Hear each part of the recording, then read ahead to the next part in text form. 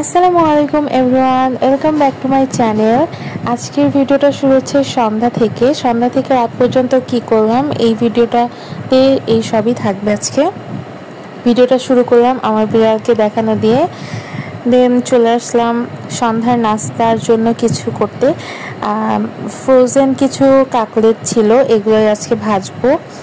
তো এগুলো ভাজার জন্য বের করে নিলাম। আর নিচে দেখে আমার বিড়াল ঘুরঘুর করছে, খাবে হয়তো কিছু, এই জন্য মানে রান্নাঘরে আসলেই ভাবে ওদের জন্য খাবার নিয়ে আসছি।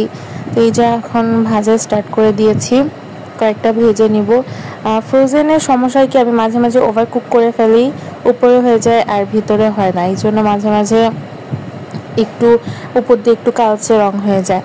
বাট এটা ঠিক ছিল, এখন মনে হচ্ছে যে এটা একটু কালচে রং মানে পুড়ে গিয়েছে, বাট না, এটা পুড়ে যায় না। এই জন্য ক্যামেরার জন্য হয়তো এরকম লাগছে, বাট এটা ভালো ছিল, এটা পুড়ে যায় নাই। তারপরে কোনো শ্যুট করিনি, চলে আসলাম রাতের খাবারের জন্য।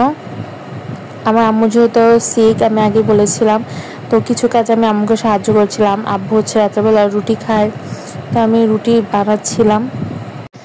আর এই যে রুটিগুলো ভাজছিলাম, আমার রুটি ফোলে না, কিন্তু মাঝে মাঝে যখন ফোলে ভাল লাগে দেখতে।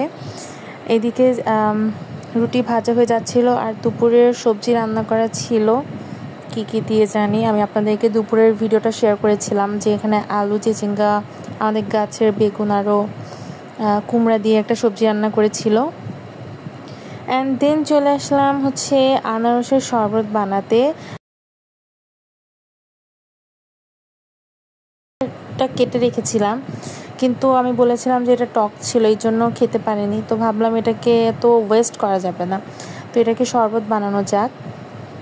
তো আমি নর্মালভাবে এটাকে ব্লেন্ড করে নিয়েছি, অ্যান্ড সামান্য লবণ দিয়েছি একটু টকটা কেটে যাওয়ার জন্য, আর চিনি দিয়েছি 1.5 চা চামচের মতো।